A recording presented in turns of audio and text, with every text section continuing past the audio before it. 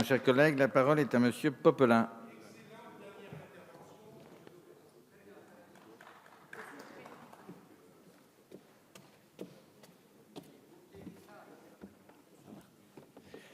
Monsieur le Président, Monsieur le Ministre de l'Intérieur, Monsieur le Président de la Commission des lois, Monsieur le rapporteur, mes chers collègues, nous voici donc au terme du processus d'examen du projet de loi relatif à la sécurité publique, dernier grand texte d'une législature marquée par un contexte de violence terroriste inédit. Nous nous apprêtons ainsi à ajouter une pierre à l'édifice législatif que nous avons bâti, densifié, enrichi, avec constance et engagement durant ces 5 dernières années, pour garantir à nos compatriotes les meilleures conditions de protection possibles. Nous aurons aussi ainsi à 6 reprises approfondi notre droit pour permettre à nos forces de gagner en efficacité et en célérité. À chaque exercice budgétaire, nous avons parallèlement renforcé les moyens humains et matériels de la police et de la gendarmerie d'une part, pour leur offrir des conditions de travail plus dignes et plus sûres, et d'autre part, leur permettre de mieux combattre toutes les formes de délinquance qui empoisonnent la vie et le quotidien de nos concitoyens.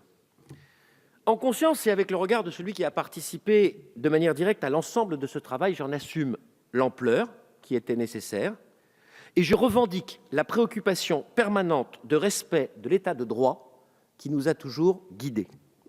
Cela m'inspire 2 réflexions. La première est en forme de mise en garde.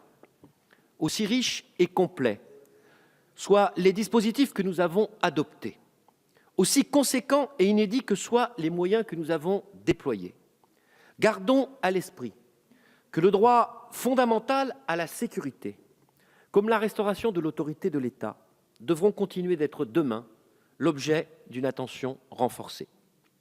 Beaucoup reste à faire, notamment s'agissant des nécessaires liens de confiance et de respect mutuel, vous l'avez dit, Monsieur le Ministre, qui doivent unir les forces de l'ordre et une population dans toute la diversité de ce qu'elle est.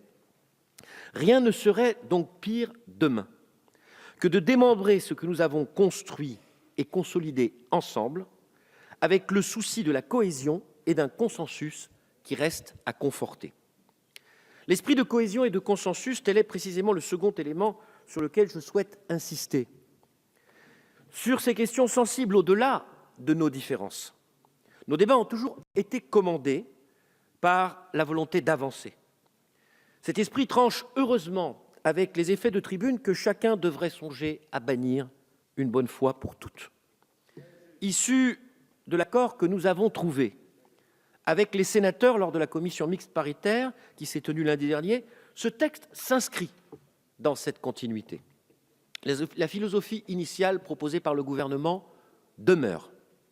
Le souci d'aboutir nous a toutefois conduit, vous l'avez précisé, monsieur le rapporteur, à intégrer certaines dispositions qui, sans nécessairement remporter l'adhésion totale du groupe socialiste, écologiste et républicain, ne constituaient pas un point d'achoppement rédhibitoire. Je pense à l'intégration partielle des polices municipales dans la nouvelle doctrine d'emploi des armes applicables aux agents de l'État. Nous ne pouvons mésestimer les dangers auxquels sont aussi exposés ces fonctionnaires territoriaux.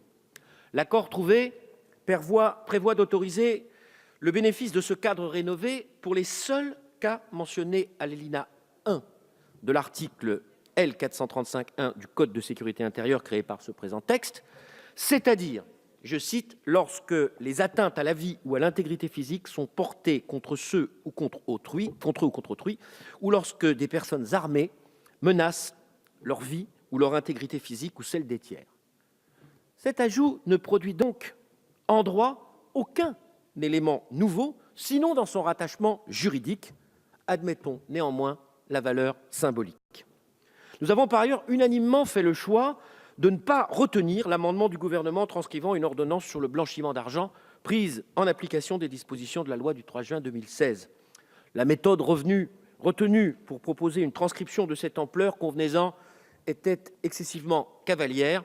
Cette ratification devra être revue avec des délais d'examen acceptables. Nous avons enfin accepté, du bout des lèvres et après vote, de créer de nouveau le délit de consultation habituelle de sites djihadistes, déclaré récemment non conforme à la Constitution. Nous estimons en effet que ce délit spécifique n'apporte rien, puisque cet élément est déjà constitutif du délit d'entreprise individuelle à caractère terroriste que nous avons créé lors de la loi du 13 novembre 2014. Nous pensons même qu'il peut fragiliser les procédures qui s'appuieraient dessus.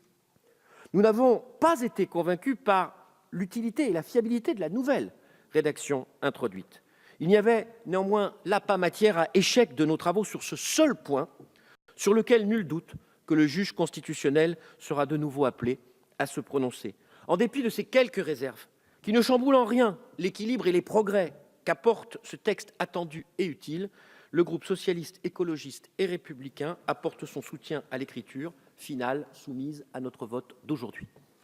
Merci.